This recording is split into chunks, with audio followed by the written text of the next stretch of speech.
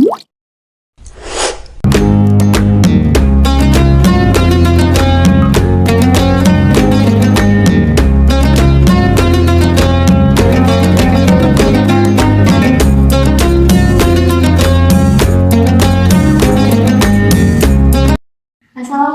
warahmatullahi wabarakatuh.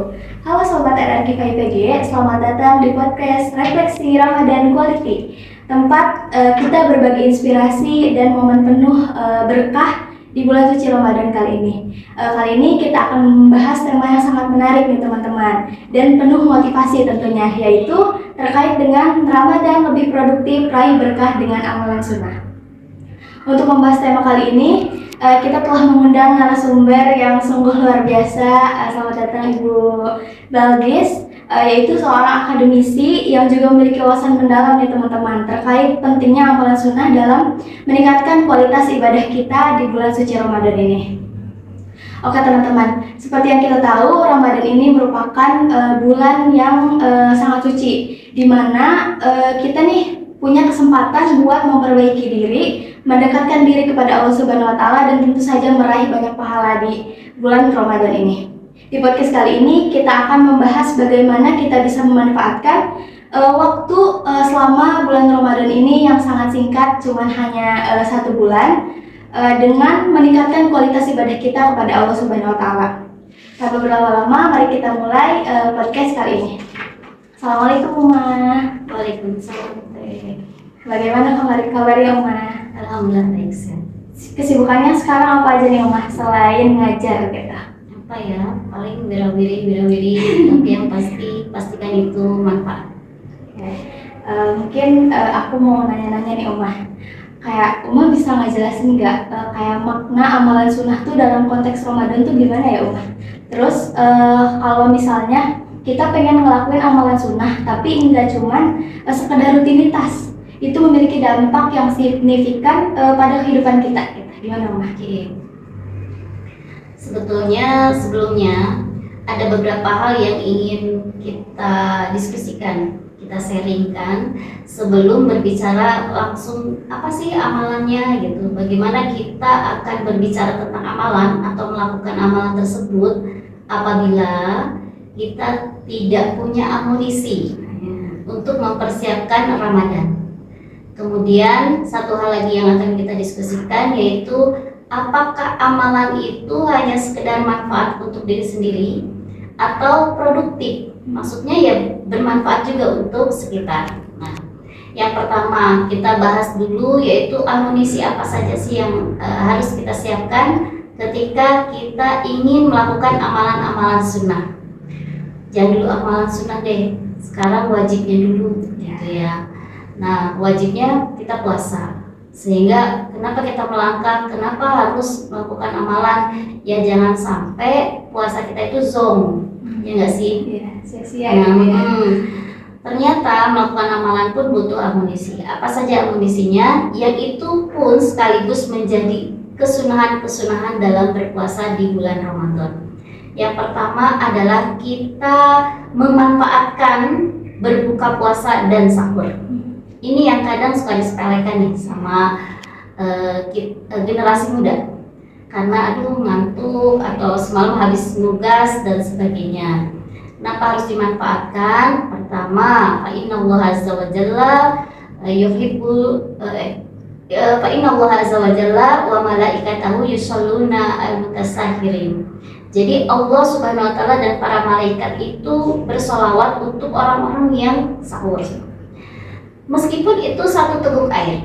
Kenapa? Karena kalau kita nggak sahur nih, mungkin malam males ya, tapi nantinya itu kerasa ketika di siang hari. Nggak ada amunisi. Jangankan mau melakukan amalan sunnah, yang wajibnya pun bisa-bisa bolong. Makanya nanti kadang pengen buka dan sebagainya. Yang kedua, siapkan persediaan air di tubuh kita itu cukup. Jadi ketika berbuka, ketika sahur, itu persediaan tubuhnya cukup.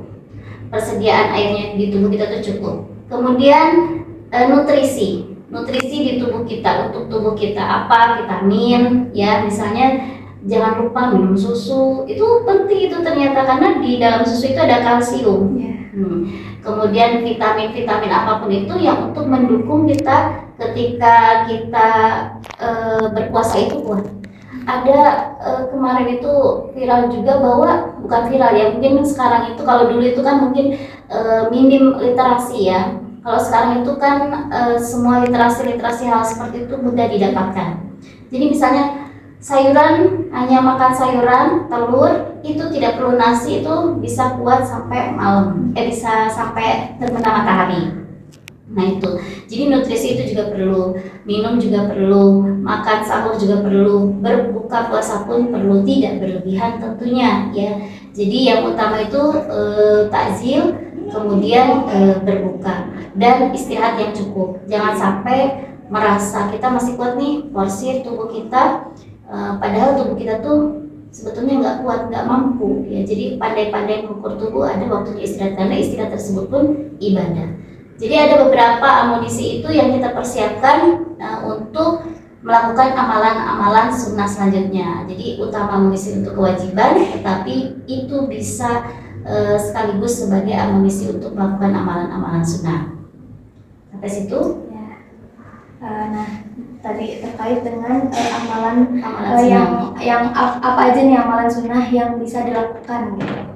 Selama bulan Ramadan. Amalan-amalan sunnahnya diantaranya ada beberapa amalan sunnah yang perlu diperhatikan oleh teman-teman nih, teman-teman kaula muda. Sebetulnya ini juga bermanfaat untuk kita-kita yang mungkin usianya banyak ya. Yang pertama adalah amalan-amalan sunnah itu jangan lupa sholat duha. Kemudian dimulai dari pagi kan ya. Pertama nanti tadi sahur. Amalan itu sahur, setelah sahur kemudian mandi pagi, itu juga amalan sunnah. Mandi pagi itu sebelum sholat subuh.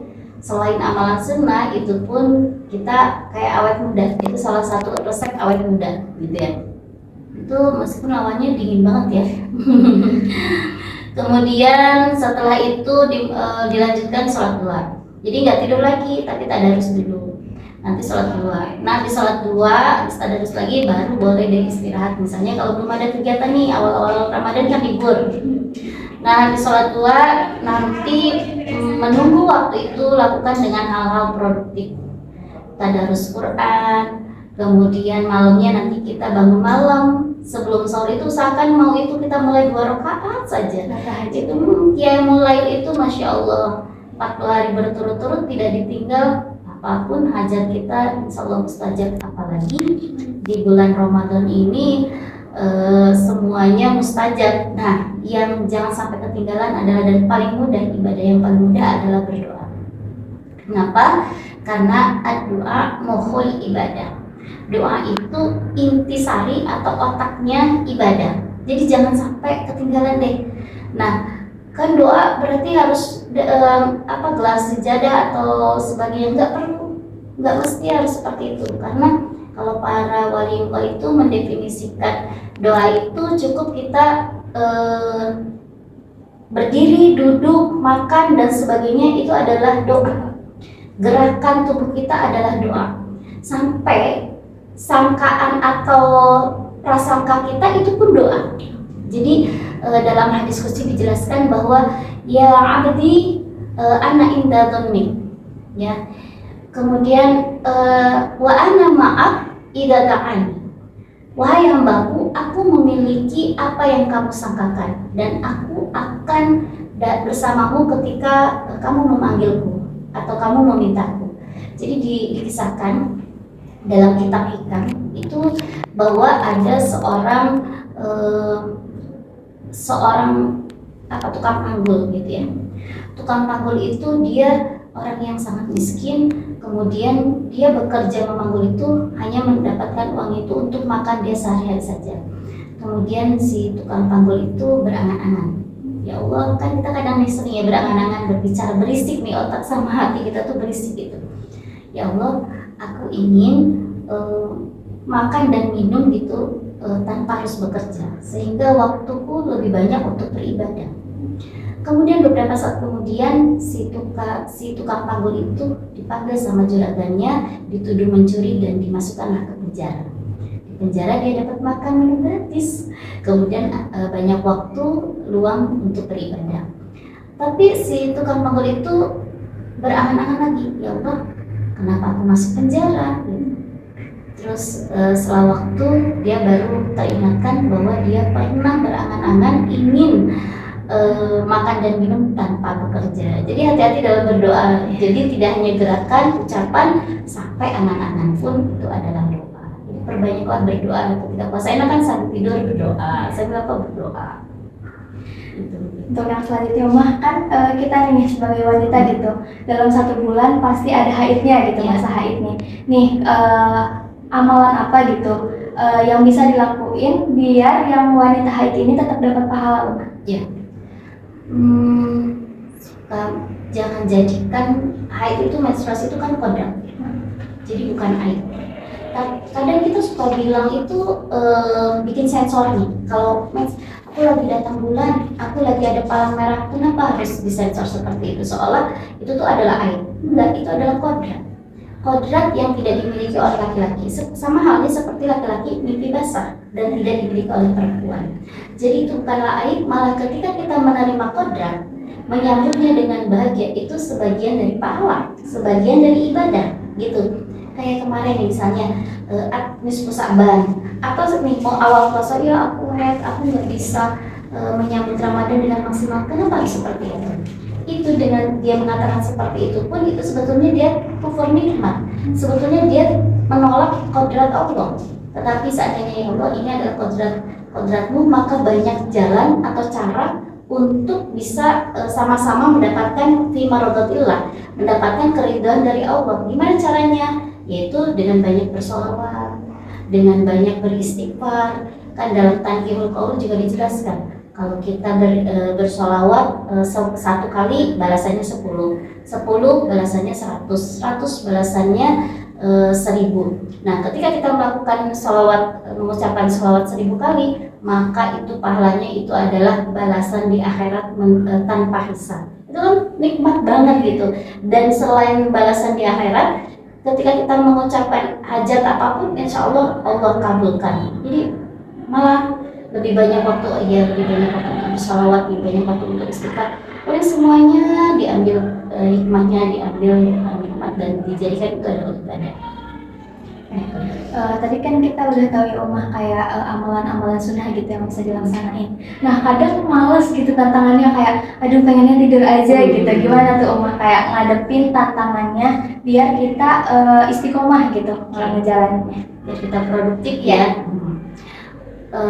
Banyak hal untuk kita menjadikan produktif, terutama nih yang muda-muda ini.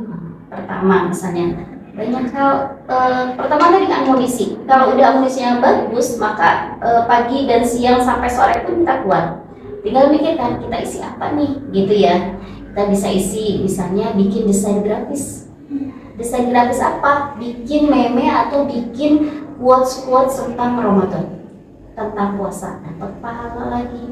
Kemudian tentang fikih berpuasa, dibikin di aplikasi itu ya, di sebuah aplikasi dan di posting di medsos. Itu kan udah ibadah lagi.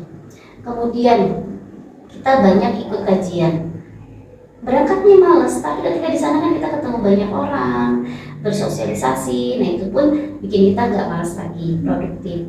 Terus misalnya kita siapkan takjil pertama itu buat keluarga dulu. Jangan sampai kita peduli pada masyarakat, di keluarga ternyata nggak ada takjil nih. Terus kemudian kita bikin kegiatan-kegiatan yang itu berkaitan dengan kita teman-teman sebagai mahasiswa. Tapi jangan sampai teman-teman misalnya disibukkan nih bikin takjil, bikin desain grafis dan sebagainya, tetapi tugas-tugas sebagai mahasiswa itu dilupakan. Nah itu yang jangan sampai, karena melakukan tugas kampus pun itu adalah produktif. Oke. Nah setelah Ramadan nih Umah, gimana cara kita menjaga konsistensi kita menjalankan amalan sunnah lagi setelah Ramadan nih. Kalau misalnya udah Ramadan kayak aduh bangun malam gitu kan, malas gitu kan. Kalau misalnya pas Ramadan itu sekalian sahur gitu. Nah itu membangun kekonsistenannya gimana tuh, Ma? Istiqomah ya, istiqomahnya seseorang ketika sudah lepas dari Ramadan, apakah bisa istiqomah atau tidak. Ramadan itu yang sering dilupakan itu adalah sebetulnya sekolah kita sebulan. Nah hasilnya, implementasinya adalah setelah Ramadan. Jadi kalau seseorang itu ketika di bulan puasa dia puasanya diisi dengan tadarus, khatam berapa kali, sholat tahajud, sholat duha dan sebagainya, itu akan menjadi pembiasaan. Seperti anak-anak itu kalau sudah terbiasa, maka setelah Ramadan dia akan terbiasa, meskipun akan berkurang gitu ya. Misalnya khatamnya kalau di Ramadan bisa 3 kali, tapi setelah Ramadan mungkin hanya sekali sebulan. Tetapi itu perlu diapresiasi gitu ya. Karena mungkin dengan kesibukan-kesibukan yang lain, tetapi yang dipermasalahkan atau yang bermasalah itu adalah ketika kita meninggalkan semua kebiasaan-kebiasaan yang kita dilakukan di bulan Ramadan. Jadi kalau pengennya waktu Ramadan kan hatamnya 3 kali, maka setelah Ramadan pun harus 3 kali, nggak bisa. Maksudnya jangan terlalu idealis sehingga nanti malah melupakan hal-hal yang kewajiban yang lainnya gitu. Tahajud, pasang alarm itu nanti itu alarm tubuh. Jadi tanpa kita sadari ketika kita nggak pasang alarm, di suatu ketika kita akan jam 3 ya waktu tahajud deh gitu. Jadi sebuah kebiasaan. Pokoknya semuanya apapun itu dimulai dari pembiasaan. Yang terakhir nih Umah, ada gak sih pesan gitu agar teman-teman yang lain tuh termotivasi untuk melaksanakan ibadah atau amalan sunnah lebih produktif dalam bulan Ramadan ini? Kalau puasanya ingin berkah, ya penuh dengan keberkahan ya. Ramadan itu penuh dengan keberkahan. Harus cari tahu dulu berkah itu apa. Ziyadatul khair. Jadi menambah kebaikan. Kalau apapun yang kita lakukan di bulan Ramadan itu masih stuck sama seperti sebelum Ramadan, berarti kita belum berkah. Puasanya tidak dimaknai dengan penuh dengan keberkahan karena tidak ada ziyadatul khair, penambahan kebaikan dari sebelumnya. Jadi patokannya itu. Kalau mau lebih efektif ya kenapa sih anak kecil punya buku laporan Ramadan itu sebetulnya kan untuk menjadikan pembiasaan. Nah itu pun yang harus kita lakukan. Jadi kalau mau pengen ada pembiasaan yang bisa istiqomah ya kita buat buku sendiri, buat tulis-tulisan sendiri. Ramadan ini goalsnya mau apa nih, kita tulis khatam 1 kali, berarti targetnya 1 hari berapa dikurangi kan. Kita mau mengadakan takjil nih, misalnya teman-teman BEMI mau mengadakan takjil atau mau terawih di mana atau apa itu ya kita tulis dalam list itu, maka ini adalah goals yang harus kita checklist di kemudian hari karena sudah terrealisasikan secara keseluruhan gitu. Oke. Alhamdulillah Uma, terima kasih ya untuk waktunya gitu. Terima kasih Sobat RRQ FIPG telah mendengarkan podcast Refleksi Ramadan Quality. Ingat ya teman-teman semua, kalau Ramadan ini bukan hanya soal berpuasa, bukan hanya soal menahan lapar gitu, tapi juga tentang bagaimana kita menjadikan diri kita produktif dengan memperbanyak amalan sunnah maupun wajib di bulan Ramadan. Sampai jumpa di episode selanjutnya. Wassalamualaikum warahmatullahi wabarakatuh.